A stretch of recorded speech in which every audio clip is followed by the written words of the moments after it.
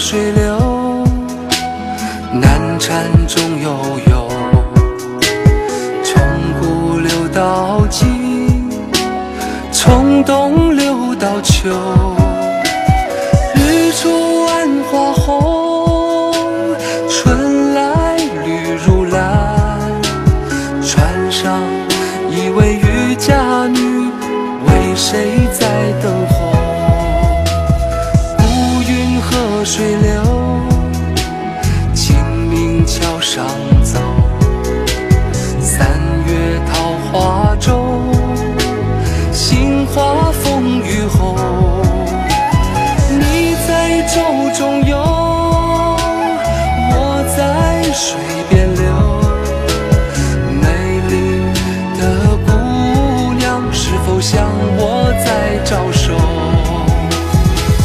春来春去又一回，莫让年华付水流。人面桃花去，白了少年头。月上柳梢好时候，人约黄昏后。在水一方心上人，何时牵上你的手？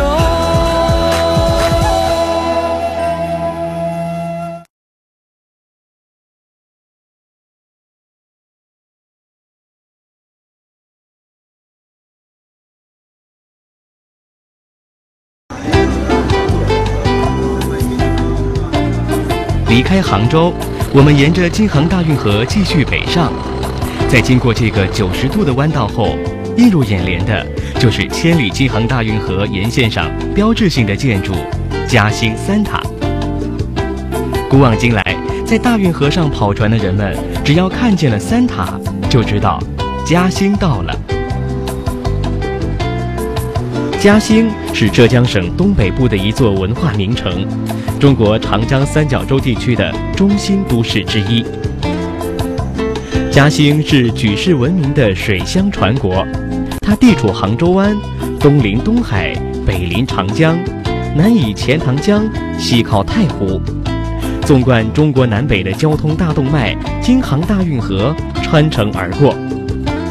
除了这些大川大河，境内纵横交错、大大小小的河道，像毛细血管一样遍布嘉兴。嘉兴城就像是水中的一叶扁舟，它乘着大运河的波涛，从梦里水乡走来，向江河湖海走去。嘉兴人把运河称作自己的母亲河，运河的千年流荡，用它的血液，这个滋润抚养了嘉兴人。鱼米香，水成网，船只往来穿梭忙。在嘉兴这个江河湖海构成的天堂水世界里，我们处处可见船踪帆影。在嘉兴市区的古运河旁，这样外观像轮船的建筑是嘉兴船文化博物馆，也是中国首座以船文化为主题的博物馆。嘉兴是中国古代舟船最早的发源地之一，几千年来，种类繁多的筏子、独木舟、木板船、桨船以及木帆船，就是这样摇曳在嘉兴的湖水月溪里。大大小小的渔船、客船、商船和货船，川流不息地行驶在江南水乡的烟雨楼台之中。这座穿越古今的船文化博物馆落户在地级市嘉兴，不是一个偶然。是这里河流拐弯很急，这个水流也比较湍急，所以船呢在错船的时候经常碰撞，翻船出事比较多。老百姓迷信就有水妖作怪，既然有河妖，这个宝塔镇河妖，天王盖地虎，就造了3座塔，航行的标志有了，就是我远处来的船看到山塔，知道这里要出事儿，我驾驶要小心，要谨慎，这样就是船碰撞的出事儿的少了。为了保证这一带航运的畅通，古代的嘉兴人除了在唐朝时建造3塔以外，还用人工拉纤的方式避免撞船事故的发生。这里是河湾，很弯，那么前面这个有几十米长，甚至50-60米长，船越大，桅杆越高，这个纤绳越长，那么50-60米，等它拐弯了，船还没有拐，这样绳子是直的，就磨到塔上了。那么常年累月，就损坏了。那么怎么办呢？就前面就列3根这个石柱，纤绳就磨这个条石，时间长了，一层一层这个嵌痕就都磨出来。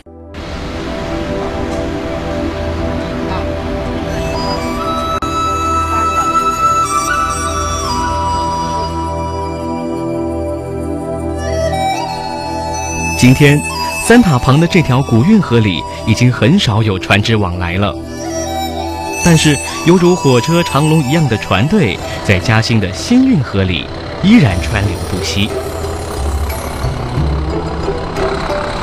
在今天的京杭大运河上盛传着这样一句顺口溜：嘉兴运河堵航，上海就要停工；嘉兴运河感冒，上海就要吃药。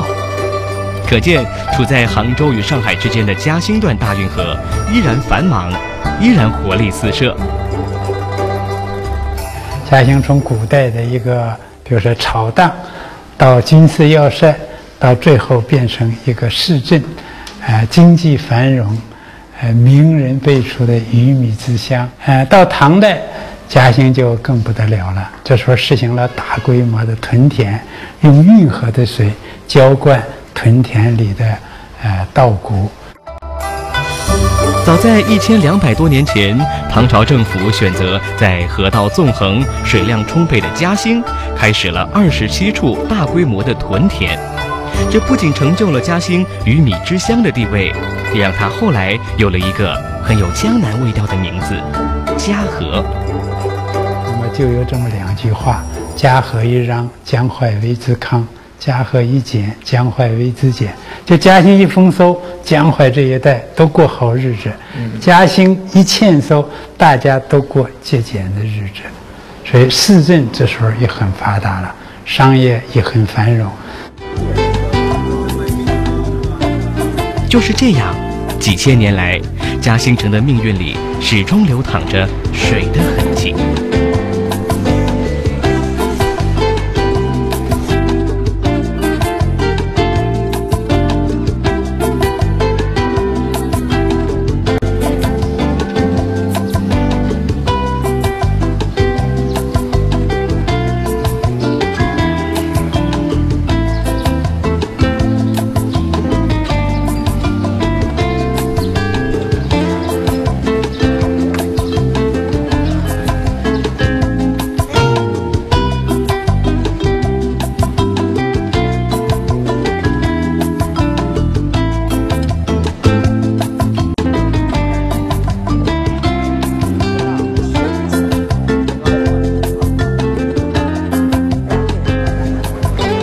我在的这个位置呢，就是乌镇。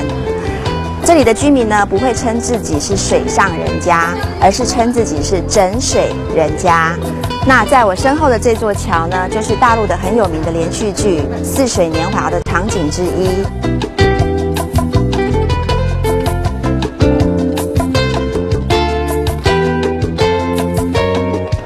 这座桥呢，就是我刚刚介绍的那一座左右逢源桥，它很特别。一般的桥呢，都只有单线道，这座桥呢是左边、右边都可以一起走的，它是一座很特别的桥。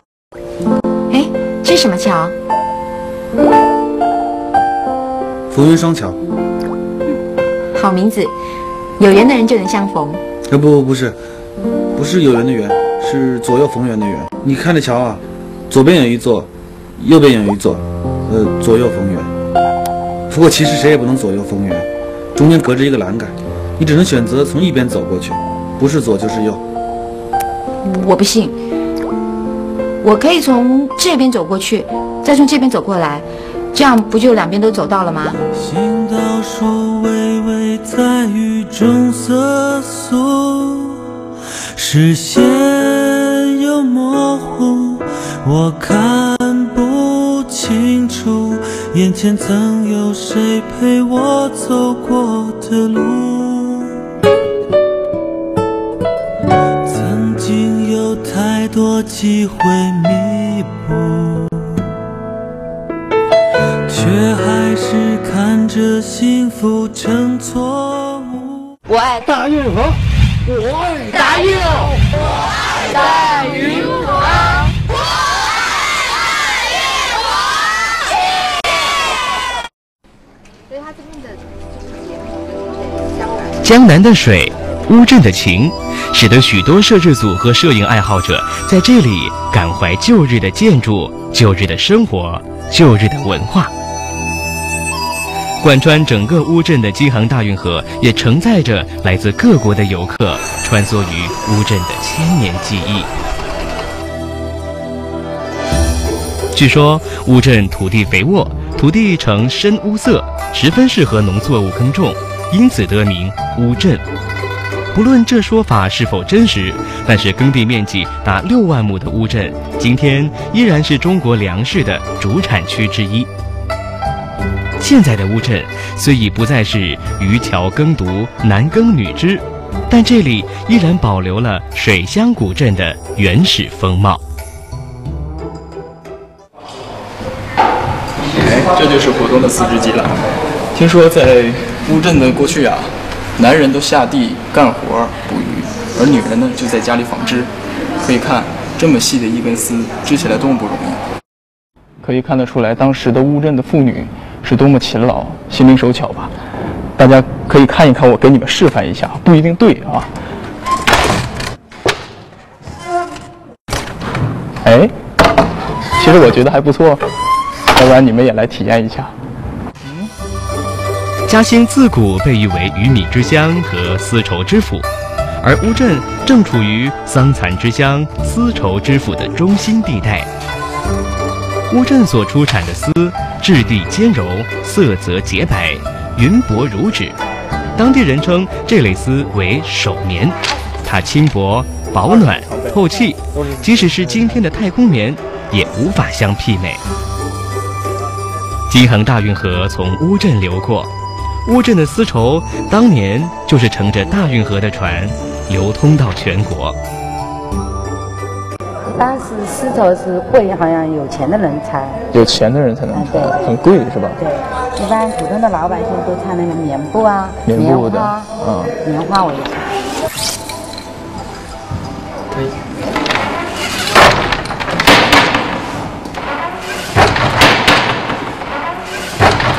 这个1000多年的古老技艺蓝印花布，同样让人惊艳。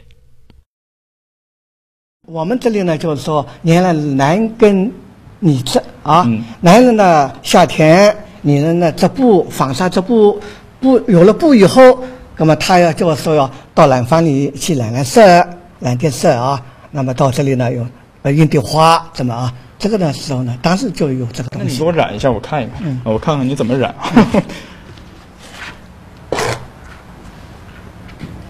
啊，就是这么刷下来就可以了。对。哦。那这个您刷的这些东西是什么东西啊？石灰、黄豆粉。它们都有什么作用啊？它是防染的。防染。哦，就这样就成花了。那我看这图案是花的，我可不可以刻成别的样子？可以啊，就是我想要什么样子都可以在上面刻就可以了。对的。如果你要其他颜色的话，那么用刻花板。如果5个颜色，它要刻5个花板。这个染料呢，直接涂上去。蓝印花布的制作工艺非常复杂，必须要经过制作染料、刻画板、印花、染色、氧化等几十道工序。蓝印花布始于秦朝，明代借由京杭大运河风行中国江南，并成为江南古镇的文化符号。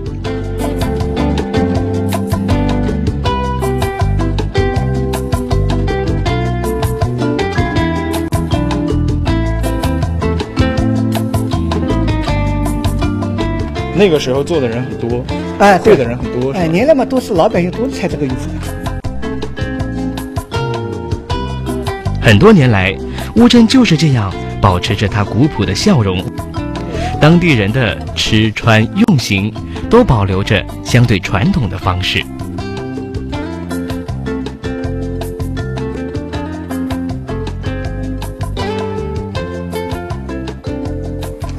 这就是那好香的。我闻一下啊，闻到一股酱香味儿啊，很香。师傅，这个是已经成熟的酱，已经成熟了。旭昌酱园在乌镇已经有150多年的历史了，而它的招牌酱料就是借用传统秘方酿制的豆瓣酱。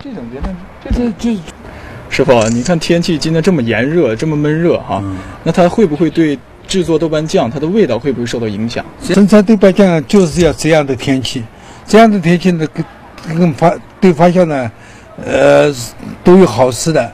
这样制出来的酱呢，比较香啊，就是天气越热，做的豆瓣酱味道越好，味道越好啊。对，它这个要是拌上炸酱面，拌炸酱面那就更好了。最好的是配着什么吃？那最好配上什么吃？所以我们这人就是酱爆螺丝啊，宫爆鸡蛋烧、酱烧豆腐干啊，我们平时也吃的。好不好吃啊？很好吃的。在乌镇，类似于这样的古作坊、老商铺鳞次栉比。在60、70年前，正是这些深耕传统又富有生命力的古镇文化，拓展了这位世界级文学巨匠的想象空间。毛泽东是1896年的7月4日在这里诞生的，在这里呢，他度过了他的童年和少年时代。13岁的时候离开家乡，开始到外面求学，以后工作。那么毛泽东所生活的这个镇很有特色。我们这个镇从宋代开始一直到清朝嘛，大概出了60多个进士，也有100多个举人，那秀才更不用说了，那么毛泽东的家乡呢，他这个家呢就在这个镇上。茅盾原名沈彦斌，是享誉全球的文坛巨匠。他创作的小说《子夜》《林家铺子》是中国现代文学史上具有里程碑意义的代表作。让人惊奇的是，在这些风靡世界的小说中，都清晰可见乌镇的身影。他熟悉了这些人了解了这些人的一些思想、一些生活的境遇，是这样为他以后的创作呢是积累了丰富的素材。比如说他的那个林家铺子，他的林家铺子的取材就是他家那家纸店周围有那么几家百货商店，这里面呢有过像林老板寿神明修那么一些人物的原型。茅盾10岁那年，父亲不幸去世。父亲的突然离世，把茅盾推向了命运的十字路口。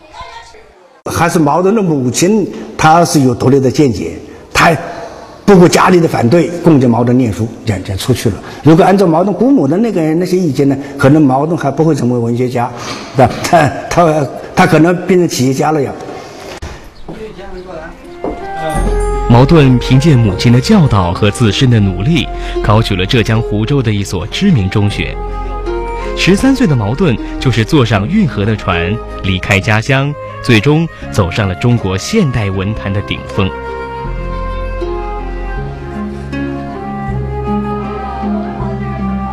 据说当年茅盾离开乌镇时，走的就是这条处于乌镇中心的水道。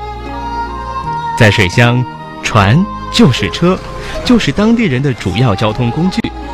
正因为如此，这条水道才有了这样一个很诗意的名字——车溪。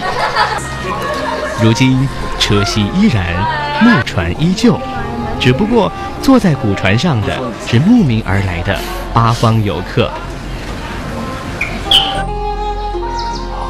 梦爷怎么样？觉得乌镇美不美？非常的漂亮，古色古香。怎么样？是不是不想走了？这里其实在这边感觉就是要是住在这边，感觉应该会很舒服。哎，台湾有没有这样的地方？没有哎，台湾没有像这样子那么大的一个河水啊，伴着这样的沿岸的居民，没有像这样的一个场景。你看，今天我们在乌镇走了1天了，然后呢，现在坐在小船上，等一会儿可以看到乌镇的夜景，听说它的灯光非常美。我好期待哦。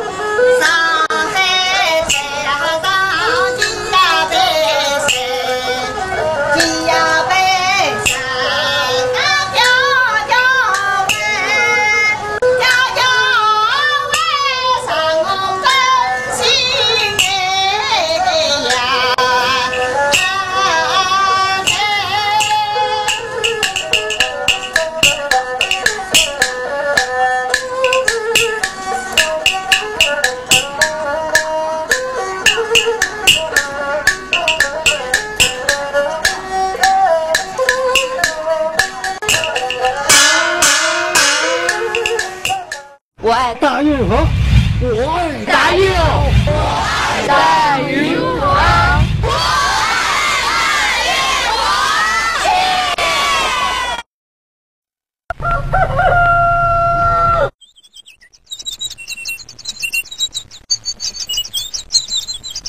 也许只有西塘的早晨才会如此的宁静。清晨6点，当游客还没有到来的时候，淳朴的古镇为我们揭开了神秘的面纱。2000多户西塘居民也开始了他们一天的新生活。我唱一个4个姑娘去踏车，江山田歌。这个因为这个歌曲呢还是比较古老的，用家乡方言唱，在田里劳作的时候唱的。4个姑娘去踏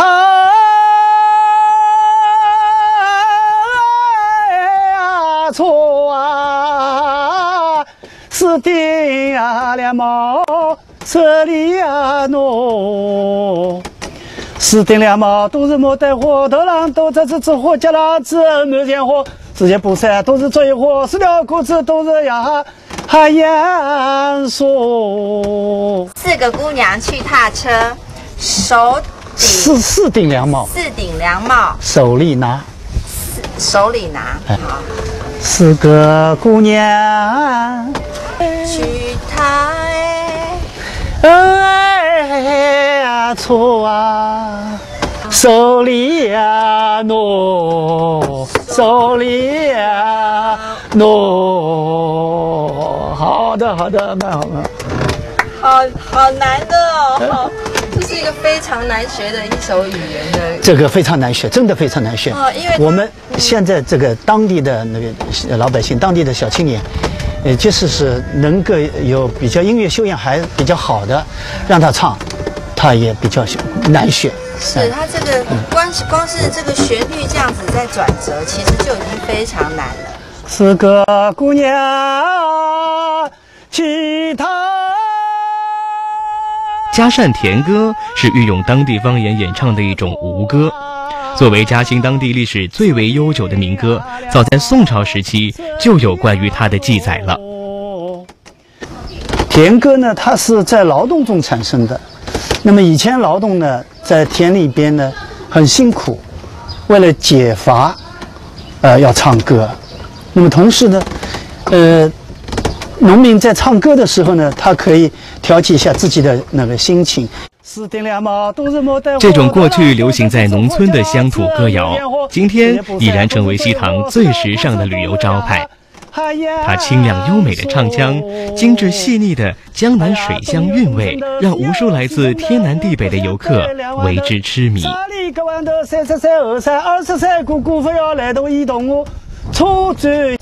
千年古镇西塘位于嘉兴市嘉善县，在这里交汇的9条河道将古镇隔为8块，因此西塘有着9龙捧珠、8面来风的美称。今天西塘的交通依旧便利，这里离上海、苏州、杭州都不到100公里的路程。在闲暇时会来欣赏西塘这颗水乡明珠的夺目光彩，在这里寻找内心片刻的宁静。在我身后的呢，这个就是叫狼棚。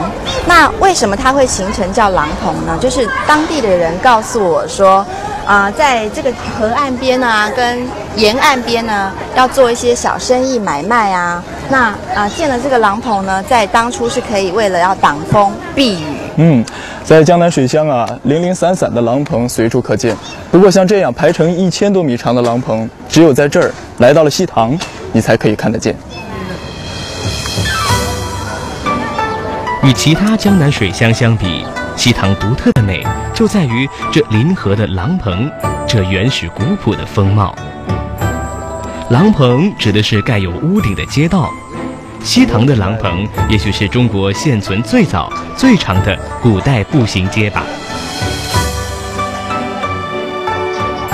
除了廊棚，西塘的古建筑同样令人向往，而这其中王宅是不能错过的。这个当年西塘望族王家的深宅大院，今天已经向普通游客敞开了大门，而在过去，这扇正门是不轻易打开的。据当地人告诉我说，他们平常的时候呢，这个大门是从来不会开的，只有在婚丧喜庆或者是有重要贵客的时候呢，这个大门才会打开迎接贵客。那现在呢，我也发现一个很奇特的景象，就是在这么重要的一个巷道里面，既然这个墙壁是完全没有窗户的，那所有的光线呢都是透过这个天井这样下来而透光的。那到底是怎么一回事呢？就跟着我一起去了解一下吧。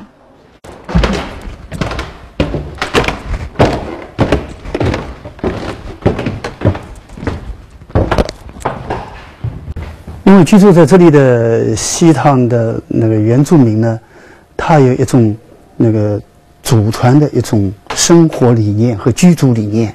这种理念呢，它就是崇尚岸，也就是说有句话银不露百，岸可藏财啊。就是有很多的那个老百姓呢，他自己感觉要保守一点，不要张扬。外边的人看来，这里的人把自己封闭起来了。那其实呢，他自己有一个小的天地，他在封闭的外墙里边有很多透气的地方，比方就是我们叫天境。那么往往就是要光线，生活要光线，没有光怎么办？就是在通往天境的那个地方开一些窗户，比方像这样的就是。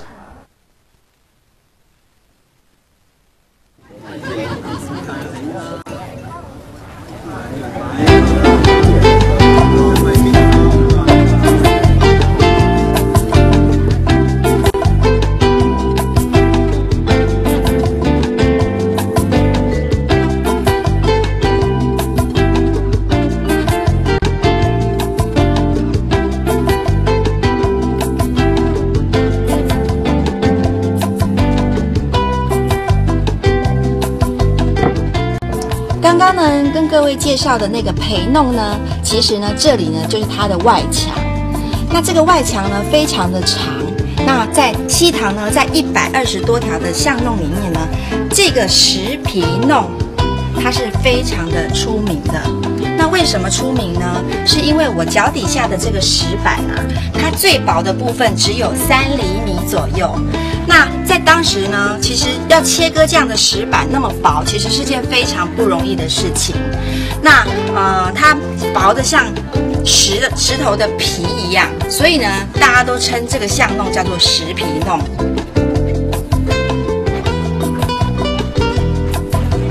石皮弄原来是王宅给仆人走路的步道，它全长68米，地面共用168块花岗岩石板铺成。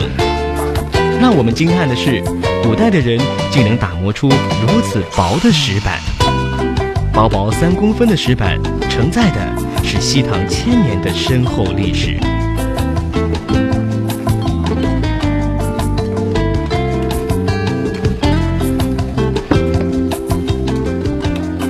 我爱大运河，我爱大运，我爱大运河，我爱大运河。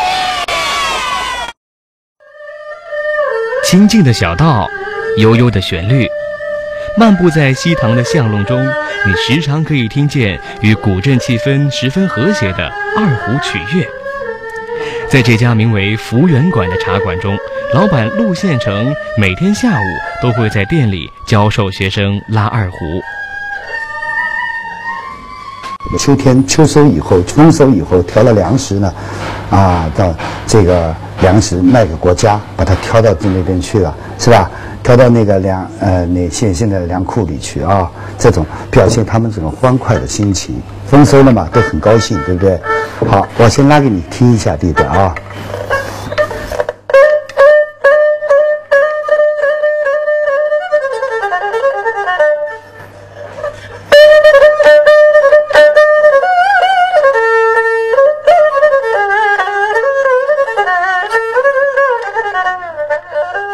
我在这里西塘出生，然后就后来到了上海，后来出去，在1岁的时候就不到1岁就去了上海，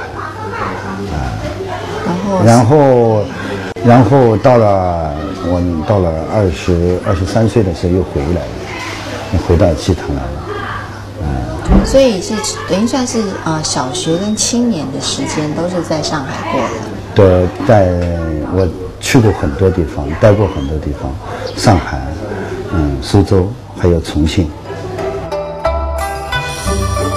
陆宪成从15岁开始学习二胡，没想到这一学竟学出了名堂。现在他不仅是浙江省有名的二胡演奏家，还多次到新加坡、日本、马来西亚等国家进行演出。今年57岁的陆宪成可以说是西塘古镇上见过大世面的人。然而，走南闯北的陆宪成，却走不出西塘的古朴与宁静。小镇上的人呢，和大城市不一样大城市都是为了生活和奔波那个节奏非常的快。我们这里都是慢慢来然后这里是小城镇上生活的人没什么奢求只有把生活过快乐，生活能过去就行了，然后没有压力，一点都没有压力。这里多安静，上海的人就是一天到晚跑来跑去的都是节奏非常的快，很轻轻的。1976年，陆宪成回到了他的梦里水乡西塘。他把家里这座临河的老宅改成了现在的茶馆。茶馆的生意虽然算不上很红火，但陆宪成却乐在其中。这个姿势不好看吗？没有，不会拉没关系，pose 一定要还不错。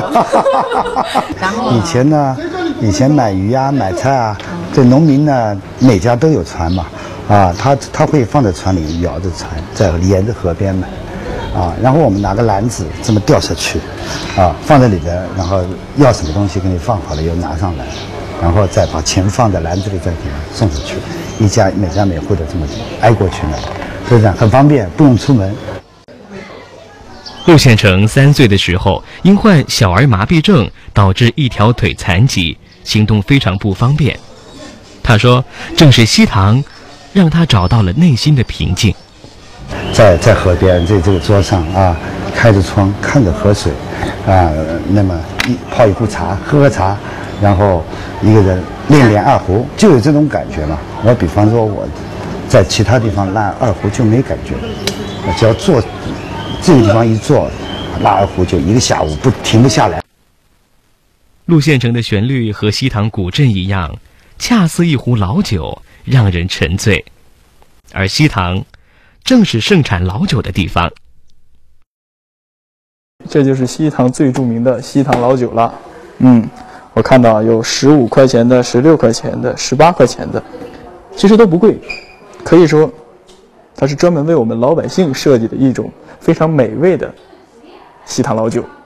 等一会儿呢，我准备花点钱买1瓶，带给我们摄像大哥啊，带给导演一起喝一喝，尝一尝，要不然不白来西塘了。老酒不仅能品，还能做菜。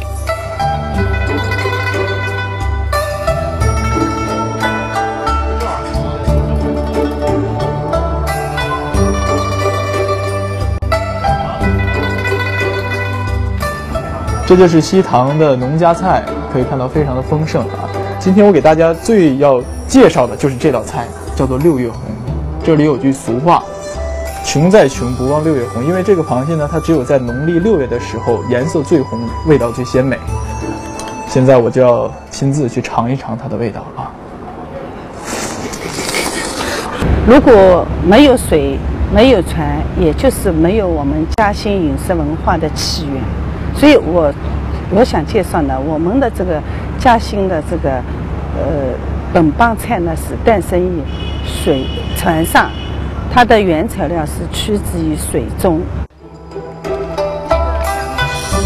在清朝晚期，嘉兴当地形成了以河鲜为主的特色菜肴。由于这些菜肴的原料选择、烹制和品尝都在船上，这种独有的菜系，于是就有了一个很江南的名字——船菜。京杭大运河经过嘉兴嘛，我们嘉兴的原来的这些民居都是依水而建，建在水的旁边。随着这个水网的局部的发达，由船的这个增加，这些为原料，那经过我们烹调家的这个烹饪以后呢，逐步的就是这样发展起来。到晚清的末期、民国的初期呢，就是形成了我们嘉兴的特色菜河帮菜，也就是船菜。这个螃蟹太小，不错，但是呢，我想啊，既然来到了西塘，既然吃着6月红，就应该再配上一碗浓香的西塘老酒。一口老酒，一口6月红，在西塘你才能感受到。大家都是小桥流水人家，6大古镇都是小桥流水人家，但是西塘呢，它是住着很多的原住民的老人，还有很多的老房子，那么所以我把它称作为小桥流水老人家。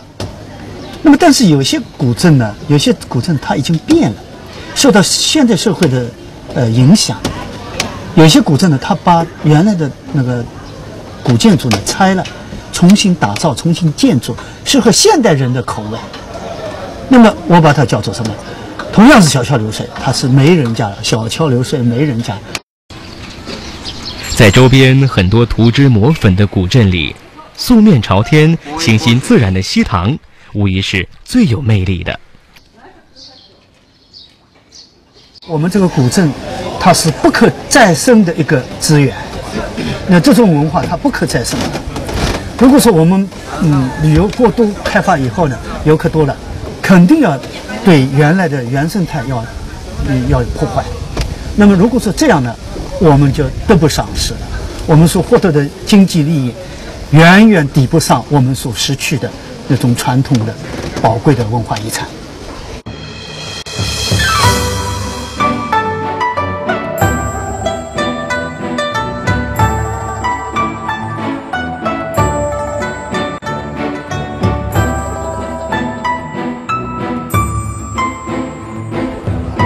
对于像我们这样来自喧哗都市的人来说呢，西塘的古朴与宁静是一个可以让我们放慢生活的脚步，可以用一壶香茶去品味人生的另一种味道。这是一个你不用花很长时间就可以到达的世外桃源，是一个可以尽情呼吸新鲜空气的美妙之地。让我们漫步在这青石板铺就的小路上，静静地去享受那份久违的宁静吧。我爱大运河，我爱大运，我爱大运河，我爱大运河。在嘉兴有2样特产最为出名，一样是南湖菱，另一样是嘉兴粽子。这个菱角，我们台湾卖的菱角都是这个形状的，比这个再稍微大一点。那我没有看过像南湖菱这样子是完全是长得像这样没有角的。南湖菱的口感比普通的菱角松软可口，可是菱角，为什么这南湖的菱就没有角呢？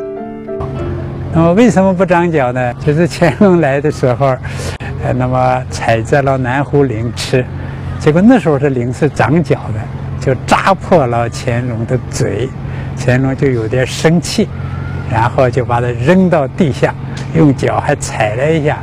这个菱虽然好吃，但是把我的嘴扎破了，不长角多好呢。他这一说，皇帝们金口一言，第2年南湖菱长出来都没有角了。这当然是个美丽的传说。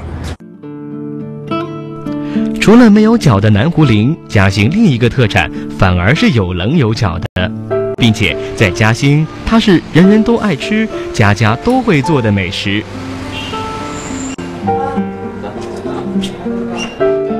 阿娘，我可以跟你们学一学吗？可以，教教我。可以啊，怎么包？对，加米。这位。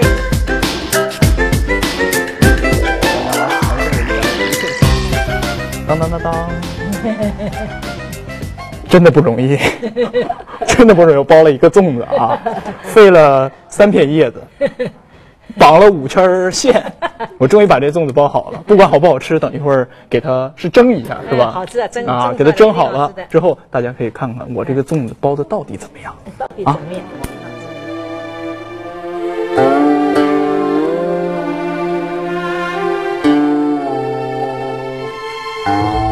粽子在中国是非常流行的传统快餐食品，有着营养、方便、快捷、口味多的优点。在现在的快餐市场，粽子丝毫不逊色于汉堡包。洋快餐和土粽子在嘉兴这座城市中有一种并驾齐驱的势头。那么我们本土的菜怎么样要适合现代生活的一些快捷和便利？那么就是这个，就是我们的嘉兴快餐粽子所要研究的。传统的特色的东西、精髓的东西不能丢。包粽子的过程是不可能变的，传统的手工，但是在这个选米呀、这个一些流程上面，我们可以赋予现代的理念和概念。最大特点什么？1年4季吃粽子。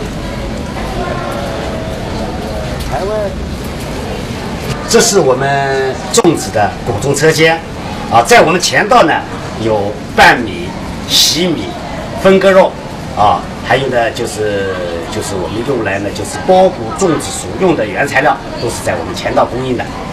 那么到这里以后呢，就是我们用传统的手工的方法来包谷粽子。这些粽子我们现在在全国来说，我们沿着运河走向全国。粽子是中国传统节日端午节的必备食品，并且已经流传到日本、韩国等几10个国家。端午节包粽子的来历，有人说是为了纪念含冤而死的伍子胥。传说伍子胥死后，一股怨气在嘉兴的钱塘江中兴风作浪，沿江的百姓害怕受到水灾的侵害，就在每年的5月设立端午节，并在当天往水中撒下粽子，以安抚伍子胥的冤灵。如今包粽子这个传统习俗已经延续了上千年。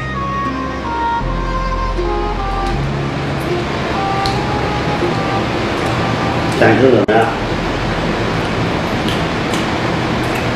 有点黏黏的，但是肥而不腻，但是不是特别腻。我最近到台湾去啊，我带了几千个粽子，就是在台湾那个国际那个转来中心啊，就是101大厦对面，浙江老字号在那边那个举行了一个展览会。他们爱吃吗？我带去几千个粽子，每天就是排长队，对吧？为什么要带粽子到台湾？因为吃粽子的习惯，在台湾跟我们大陆是一脉相承，同脉同根。好，为了这句话，再干一杯，干一杯。OK， 南杯。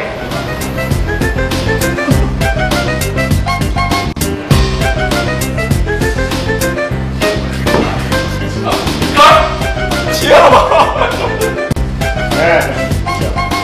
干了，我这个老头子都干了，你还不干？你今天下午叫他干什么？我很想。哇，想想看。到家前你一定要尝一尝老酒配粽子的感觉。 OK， 非常有点多了。没这个粽子。虽然粽子的由来只是个传说，但是朴实的嘉兴人民还一直沿袭着端午节往水中撒粽子的习俗，并且还在嘉兴海宁的海神庙为伍子胥建立了神像，供人们朝奉。听说呢，它跟大运河呢也有着密不可分的关系。在我身后的呢，这个海神庙呢，就是沿着大运河从北京飘过来的。到底是怎么一回事呢？我们就进去了解一下吧。在海神庙中，到处可见到清代皇家建材汉白玉。我们知道，在南方并不盛产这种建材。那么，如此多的汉白玉究竟是如何运到这里？为什么这里又与北京紫禁城的皇家建筑风格有着惊人的相似呢？原来，这些汉白玉石都是在清朝由北京通过大运河的船运送到嘉兴海宁。除了建筑材料，船上还带来了京城当时最优秀的雕刻大师。于是，有着北方皇家风格的海神庙在江南拔地而起。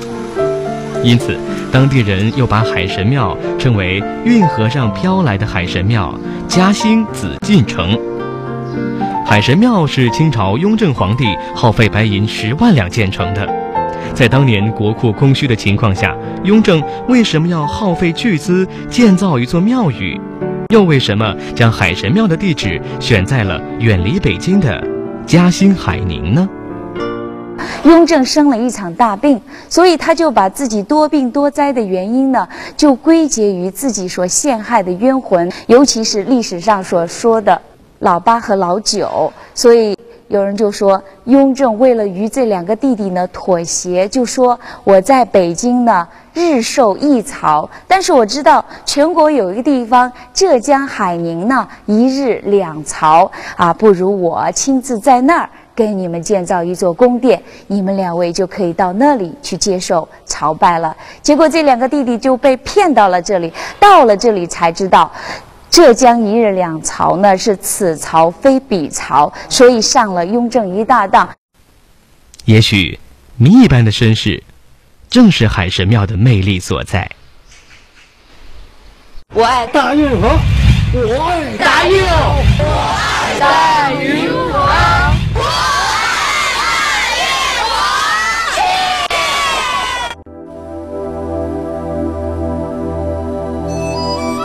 90年前，孙中山来到了嘉兴城的东面。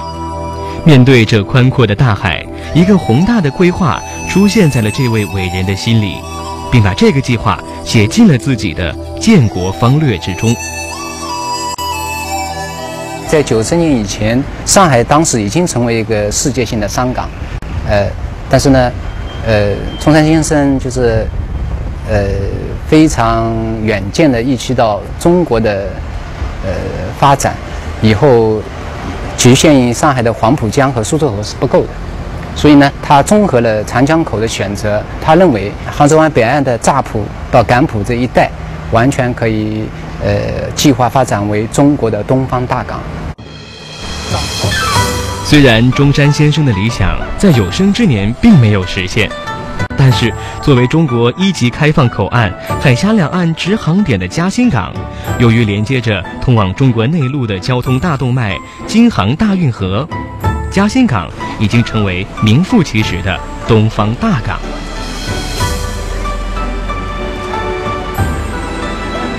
我们之前嘉兴出名的可能还是运河，还是里面水网密集的河道。我们利用这些河道，走出了嘉兴，但是我们也没有走远，可能还在上海、苏州、杭州这一带。最多呢，沿着京杭大运河，可能也是到了国内的北方这一带。但是，嘉兴毕竟这几年变化很大，发展很快。我们也发现，我们嘉兴这个发展的话，仅局限于周边的资源或者国内的资源，可能已经是不够了。从国内走向周边，从近洋走向远洋。正是在当年中山先生计划建设东方大港的这片水域上，嘉兴大海港已经把嘉兴人的视线从运河拓展到了大海。嘉兴从运河上的一叶小舟，成为驰骋大海的万吨巨轮。